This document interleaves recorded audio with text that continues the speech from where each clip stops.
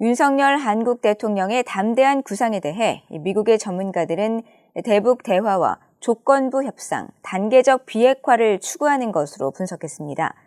미국도 외교를 앞세운 윤석열 정부의 대북 정책을 지지한다고 밝혔지만 북한이 얼마나 호응할지는 미지수라고 말했습니다. 박승혁 기자가 보도합니다. 로버트 매닝 애틀랜틱 카운슬 선임연구원은 17일 VOA에 윤석열 한국 대통령이 광복절 경축사와 취임 100일 기자회견에서 담대한 구상을 제안한 데 대해 긍정적으로 평가했습니다. 매닝 연구원은 윤 대통령이 북한이 확고한 비핵화 의지를 보여주면 적극적으로 돕겠다는 뜻을 나타낸 것은 북한에 대한 강압이나 마찰은 득이 될 게 없다고 판단한 것으로 보인다고 분석했습니다. Finger wagging and chastising North Korea in harsh tones, all it does is get obnoxious North Korean, rhetoric. He's taking the right approach and keeping things open with North Korea and putting it on them. 미국 중앙정보국 CIA에서 한반도 문제를 담당했던 브루스 클링너 헤리티지 재단 선임연구원은 북한에게 득이 될 만한 조건을 내걸면서 단계적 비핵화를 병행한다는 방식은 전임 문재인 정부를 제외하고 한국과 미국이 계속 취해왔던 정책이라고 설명했습니다. The big difference is that Yoon has said they will be conditional, whereas President Moon tended to focus on offering benefits, including a relaxation of sanctions enforcement prior to North Korea doing anything, including even coming back to the negotiating table.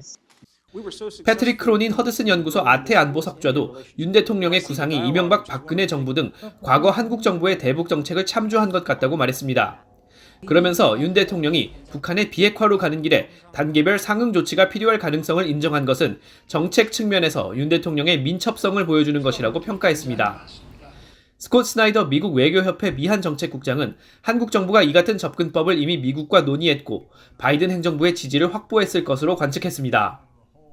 The Biden administration, I think, has consistently expressed its desire and willingness to engage in diplomacy with North Korea. It stands to reason that there is support from the U.S. 전문가들은 다만 윤 대통령의 이런 구상이 결실을 맺을 수 있을지에 대해서는 비관적인 입장을 보였습니다.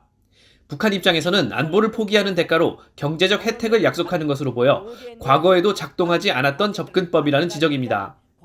그러면서도 미한 양국은 북한에 대해 압박과 외교, 혜택 제공 등 모든 수단을 동원해 대화와 억지력 등 대북 접근을 계속 추구해야 하며 혜택 제공 시에는 반드시 비핵화를 향한 실체적 진전을 대가로 한다는 조건부 제한을 유지해야 한다고 강조했습니다.